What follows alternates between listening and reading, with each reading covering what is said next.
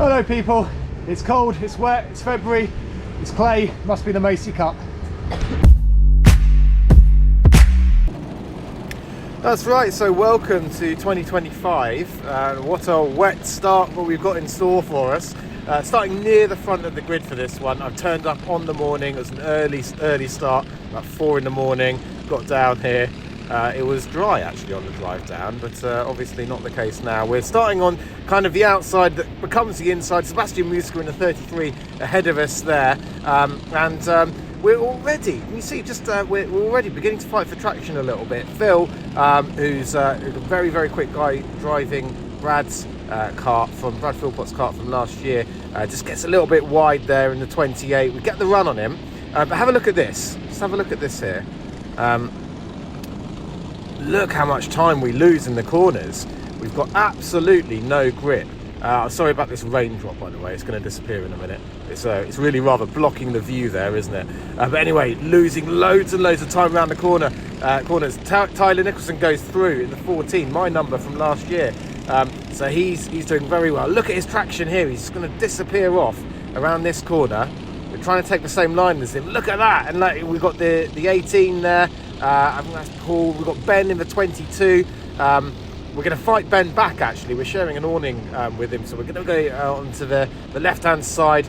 We just back off a little bit. Not very much grip, obviously. Really, really wet conditions. Tyler goes very wide. There's Ben. Ben goes through, and we're just going to try and follow him through, but we're really, really fighting for grip here. Phil Richardson off on the grass, so we're going to make one position up, and we've got a good run on Ben. Ben White. We're going to go to the left. Not sure if he's seen us, and just ever so slightly kiss tyres. I missed my braking point. About 6 or 7 people go past. So massive issues for me. There is a reason for this, actually. If you're hoping to see some good driving in this heat, or even any of the heats, I'm going to have to disappoint you. Ollie in the 44 there goes through as well. So I turned up on the morning, built the kart up. You know, nothing kind of particularly unusual, really, but obviously very cold, very wet. And I decided to really kind of overinflate the tyres. Now, my thinking behind that was that the more air in the tyres, the more quickly the tyres would heat up, and we'd try and get a little bit of heat into them. Ollie makes a move on Nick Barnes there in the 43, and then Nick is just going to go wide a little bit here. Can you see there he's surfing on that curb, and we're going to make the move there, so we make one place back. So I've overinflated the tyres. I'm running 26 psi. The people who are experiencing better grip conditions around here are kind of on sort of like 13. One young man, Sebastian, actually put 5 psi in his tyres. I don't think that was working for him either. So I mean, I'm probably got the highest tyre pressures on the grid. Sebastian had the lowest. Both of us were really struggling, actually. We've got Kyle Broad in the 150, just going wide there a little bit, so we make a place up on him. But yeah, so essentially 26 psi was not working, and Nick Barnes, who we overtook about a lap ago, he said that he was following me quite closely, and he could see that the kart just wasn't gripping up. His kart was gripping up far quicker than mine. So yeah, really, really struggling here. Gone down God knows how many places. Very, very tricky. All you can do really is just stick with it and try and grind out the best result you possibly can. What I'm going to do next heat is go down, chatting to a few people, particularly Steve Gross, who, by the way, is absolutely rapid round here in the wet. He's very quick now anyway, but very, very quick. Ollie just goes off there. Have a look at this. He's been on the grass, all right, but look at the traction he still gets. To add insult to injury, even when he's on the grass, he's able to drive off into the distance. So I know that I've made a miscalculation here. Anyway, chatting to Steve, who's always brilliant for kind of help and advice. He's a man who really knows his onions. He was saying that if you overinflate the tyres, as I lose another place to Kyle, if you overinflate the tyres, there's not enough movement in the tyre sidewall to generate heat. and I think that's certainly what I was experiencing. Someone off on the left-hand side there. Yeah, I was definitely, you know, kind of, yeah, well, I had no grip to start with. No one's got any grip. We're on slick tyres, by the way, in this very wet conditions. But yeah, no grip to start with. Certainly no chance of getting any heat into the tyres. I needed a bit more movement in the tyre wall in order to generate a little bit more heat. So I think that was, yeah, kind of one of the things I learned here. It's just interesting, isn't it? Because, you know, like, I've done this series for a year. Still learning, learning loads and loads and loads. Anyway, we're into the dying moments of this heat now. I'm going to fast forward it, actually. I'm just going to show you Sebastian's troubles, because he at the moment is quite a long way ahead of us, but again, really struggling on his very, very low tyre pressures. Let's fast forward. Okay, so here we go. But this is Sebastian ahead of us. He's doing everything he possibly can. But just look, I mean, he goes a little bit wide there. But look, he's just got absolutely no traction at all. And we're going to blast past him now, actually. I wonder if the tyres were so badly underinflated that actually, the rim might have come off and leaked a load of air out. Ollie goes very wide as well. It's another place that we're going to make up. He's on the grass. No chance of good traction this time. A very, very challenging heat, this one. I have to say, I was a little bit rusty myself as well. Some people did the Friday session down here as well. Now, the Friday session was dry, so there's, the people who did do the Friday session really aren't in an advantage in that they haven't experienced the track in these conditions. But if I had done the Friday session, I certainly would have been, I think, a little bit less rusty. My driving really needed to improve, and it did improve actually by the end of the day. So, you know, don't turn over, don't look at Super GT or Jimmy Broadbent or anything. You know, stay here. It's good for the YouTube good for the YouTube algorithm. It's early. Anyway, I've got a cold from all of this wet weather driving. Anyway, let's fast forward it and get to the second heat.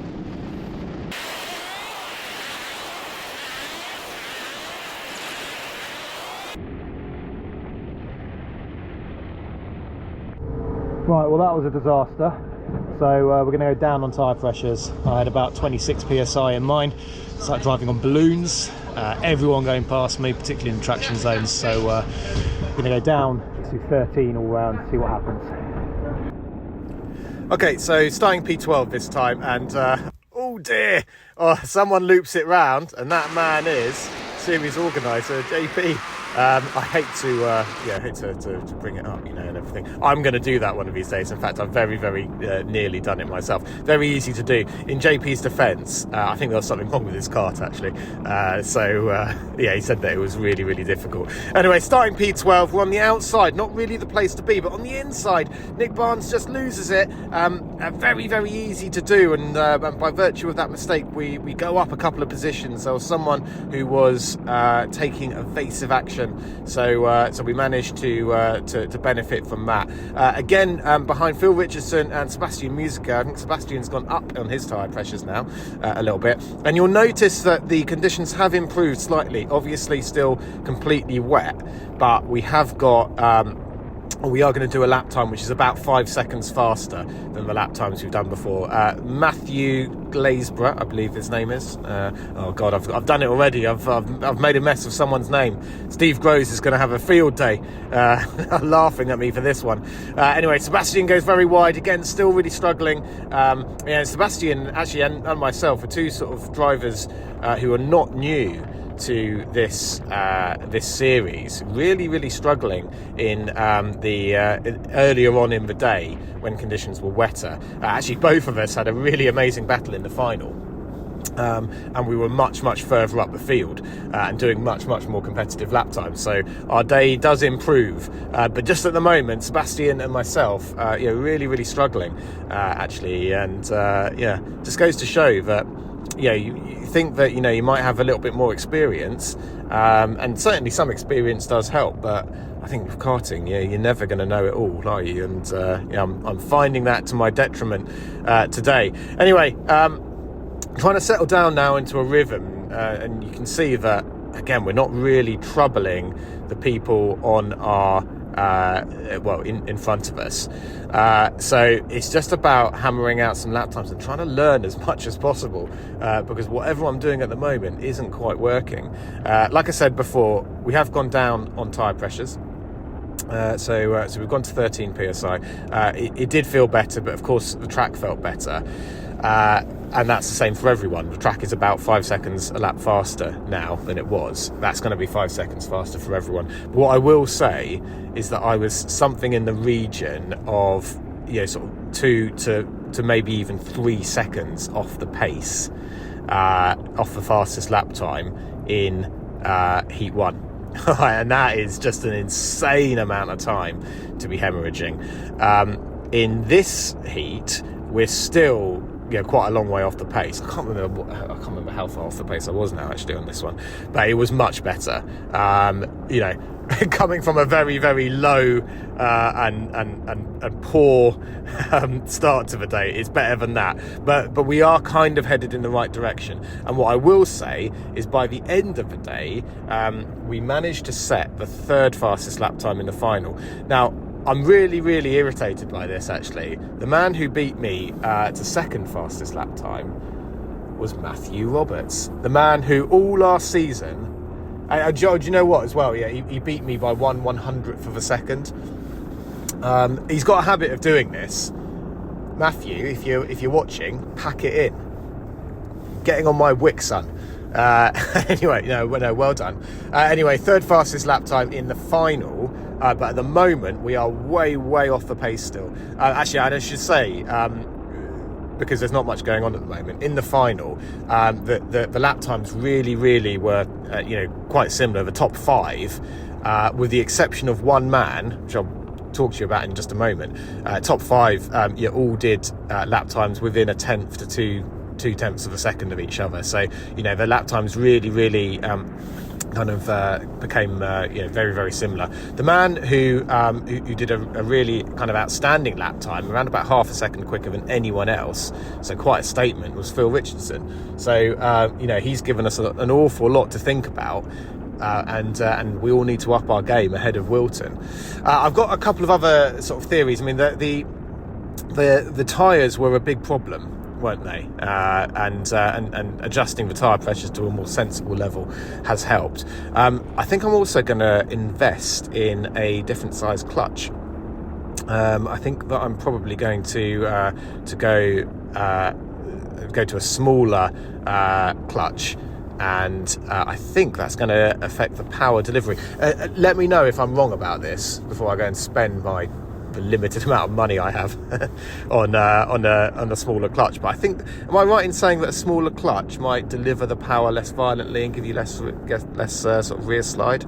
I don't know. I'm running a 22 clutch at the moment, and sort of in dry conditions certainly it's not a problem, but I think some of the guys who did have sort of very good traction, particularly at the start of the day, were running smaller front clutches. So it's a little bit of a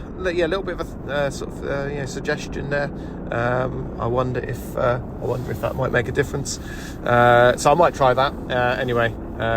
See what happens. Obviously, you have to adjust the rear sprocket as well. Right, nothing's happening, so I'm going to fast forward it. Right, okay, on to heat 3, starting P4. So this is our furthest forward grid start, and we've got Nick Bourne on pole and Paul Zanecchi in the 18 just ahead of us. Now, the anti-pole side gets a really good start. You can see that actually the track goes left before it goes right. The anti-pole side of the grid gets a really, really good start. So we've gone from 4th up into 2nd position. So a good start. And again, the track has got even faster. Now we're going down into the hairpin, and it's all good here. We brake, and then boom! I get a big hit from behind. Now, Paul, obviously on the outside, is really disadvantaged by that. I was a bit worried that the marshals might have thought I'd hit him, but I got a big whack from behind. It's actually pushed us into the lead. So, element of good fortune here. Actually, happily for me, the marshals did see what happened. We're not going to see it on this lap, but if you look up at the gantry, the kart that did miss their braking point and hit me in the rear and pushed me into the lead is going to get a penalty for it. You don't see it on this lap, but you do see it at the start of the next lap. I'll point it out. So a good start actually from P4 into P1. Now the question is going to be, how long can we stay here for, or can we stay in P1 for any discernible length of time? Maybe even the full heat. One thing that I would say is that the lines that we were taking throughout the day did seem to change. At this point, people were sort of beginning to say there's a little bit more grip around the outside. That was true throughout the beginning of the day as well. But because we're going so slowly on slick tyres, it really wasn't worth it because you're going so much longer, so much more real estate to cover. But anyway, crossing the line, and just there is a penalty for kart 150, and so I kind of like, a little sigh of relief there, because kart 150 was starting around about the same position as us, and I can sort of rest assured that I've been vindicated, and it wasn't my fault as to what happened to the leader into this hairpin here. So from this point onwards, it's just head down now and trying to find wherever the grip is or indeed isn't, as is the case. So this is a good example around the horseshoe just there. Start of the day, probably far more grip around the outside, but because you're travelling so much further, it was actually maybe a little bit more worth taking the normal dry line, dealing with the lack of grip, and just driving around less real estate. Now there's kart 150.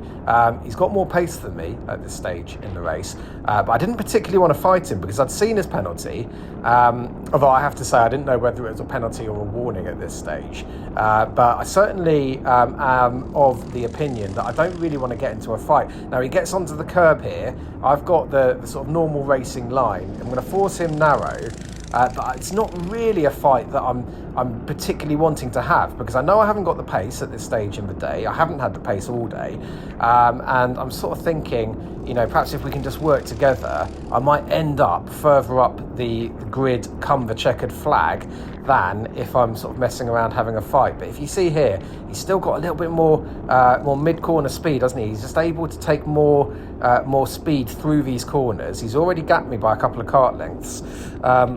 And I'm still struggling for ultimate pace. So that's all right.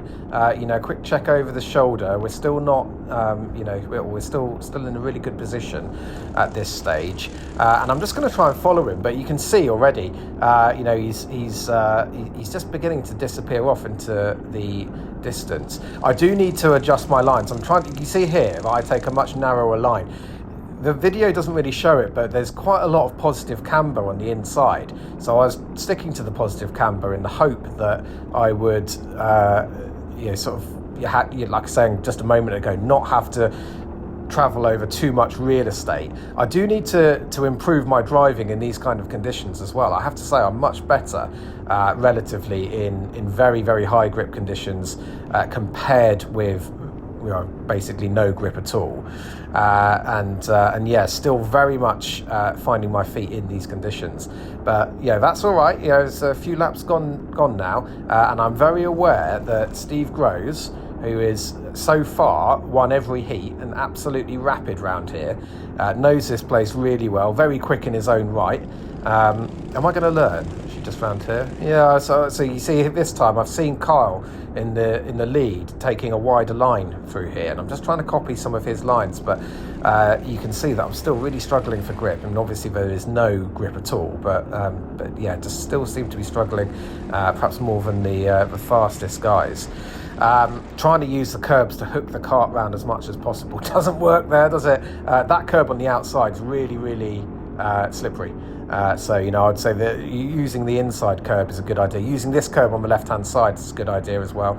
And just here up the inside, Steve Groves just had his nose up the inside, so I didn't want to turn in. I'm aware that he's there. And again, he's just sort of showing his nose.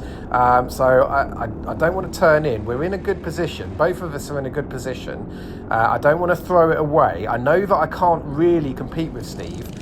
In terms of pace at this stage of the day. If it was dry, then I think I probably could. In fact, both Steve and Kyle, who are now P1 and P2, you know, obviously very, very quick guys, but come the final, I was actually able to, we did the same lap time within 2/100ths of a second, but I was actually able to pip them by a couple of 100ths of a second. But certainly, you can see at this stage, Carl's just shot off into the distance. Steve is beginning to disappear off as well now, and it's just like before, really clear that, you know, I'm probably not going to be able to get this position back, so I'd much rather have a look at what lines Steve's doing. Like I say, I don't want to make too many excuses about, you know, tyre pressures or clutches or anything like that. Ultimately, if I was driving better lines, if I knew where the grip was, I'd probably still be quicker than I am. But yeah, it's a good opportunity to look at Steve here, because he's really, really quick around here. Very quick anyway, but yeah, he's using the curbs really effectively, isn't he? He got his tyres hooked around there. He takes a different line in, and look at the traction he gets there. He doesn't go too wide, but he gets really, really good traction. He's just able to drive off. Next man who is behind me, as I missed that curb on the left completely. I'm wondering if I'm defending a little bit, actually, because Phil Richardson is behind me as well. Another very, very quick guy. There he is. Yeah, so I was trying to sort of like half defend the inside line. Not making it work, unfortunately, but let's see what sort of lines he's taking, copying the homework from the other boys. Now, Phil actually got past me at that point earlier in the day, didn't he? Or you know, not got past me, but we followed him in heat 1 into that corner, and he shot away in traction in the exit of the hairpin there. He hasn't shot away quite as quickly this time, so we are going in the right direction.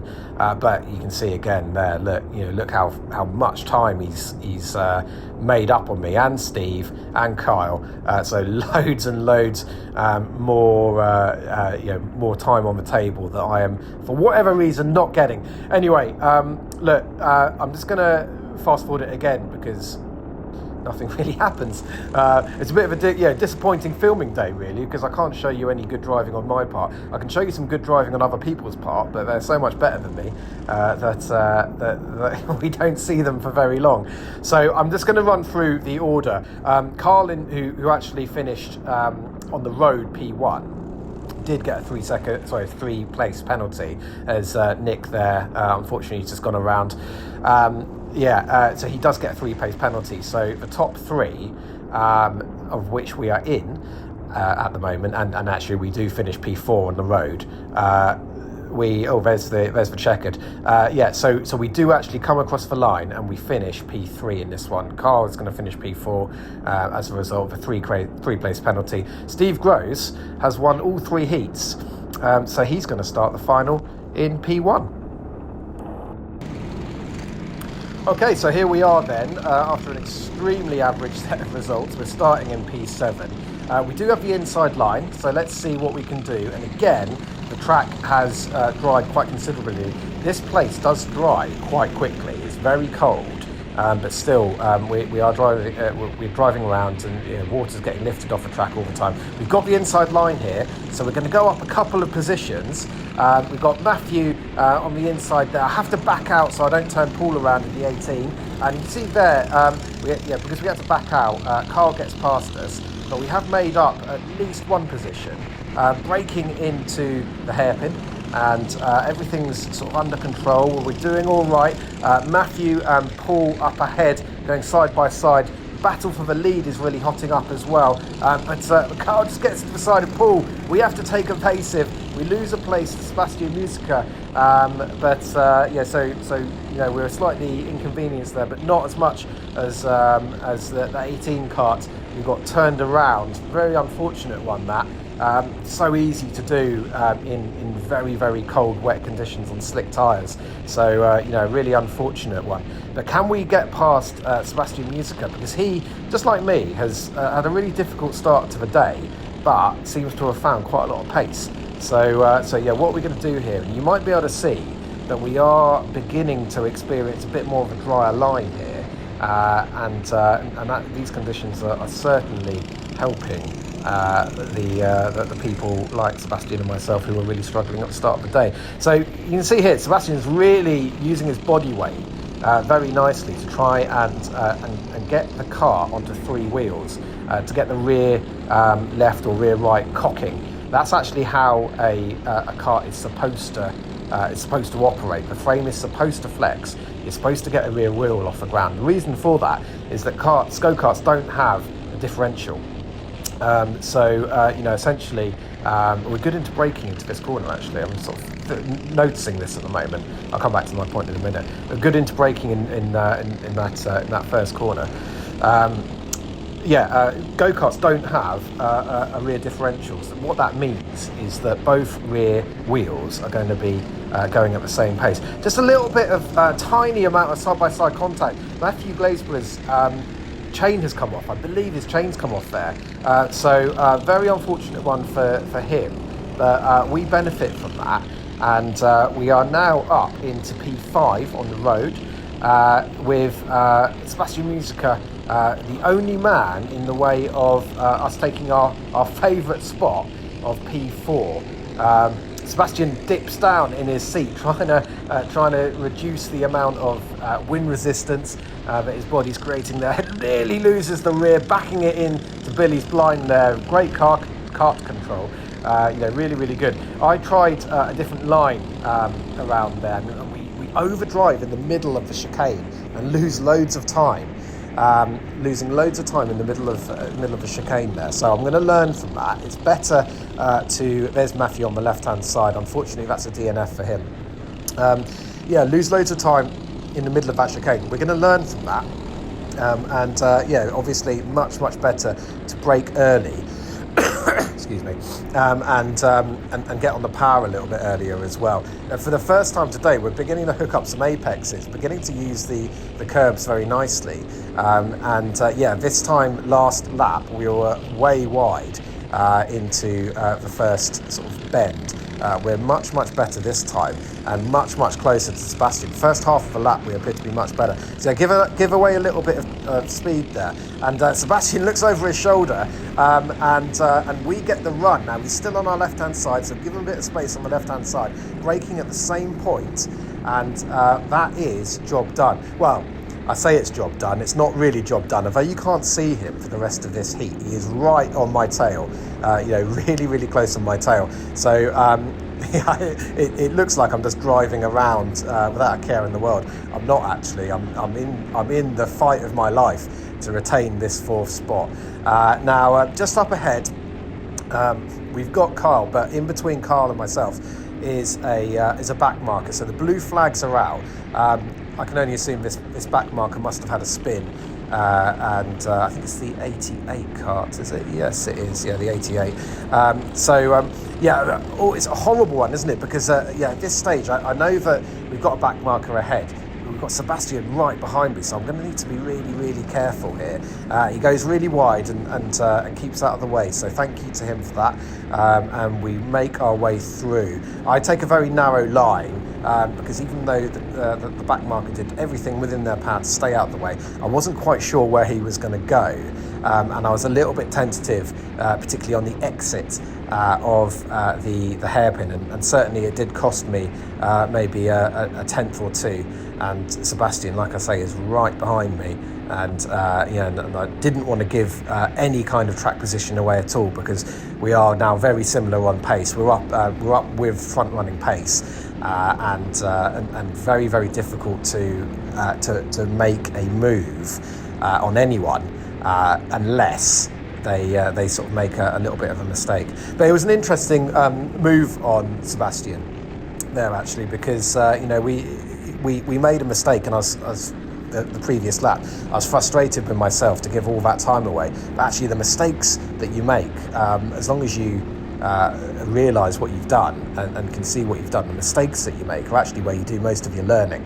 So we learnt from a mistake, and then we were able to use that learning in the next lap to take Sebastian's fourth spot away from him. So useful there. Now Kyle up ahead is circulating at roughly the same pace as us now. Like I said before, earlier on in the day, he was miles ahead of us in terms of pace, as Steve and Philip up ahead as well were. That's not really the case. Actually, sorry, Philip comes home and sets a really, really quick lap time. Like I said, in the second heat, he's much, much quicker. But the rest of us are all circulating around now at a very, very similar pace. So all I can do is just try and put in and string in really consistent lap times together. And perhaps we have made a little bit of time up on Kyle ahead, but that's probably because of back marker traffic. Like I say, we don't really have any kind of discernible pace advantage over him. So it's just about hitting apexes now.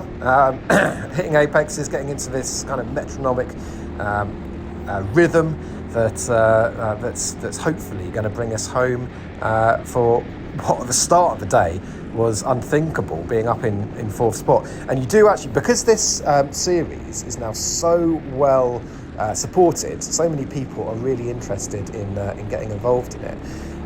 Trophies do actually go down to fourth position, which is nice. It means you can not be on the podium and still go home with a shiny pot, which is lovely. It makes me laugh actually, because on the podium later in the day, we do come home in fourth actually, without wishing to give it away.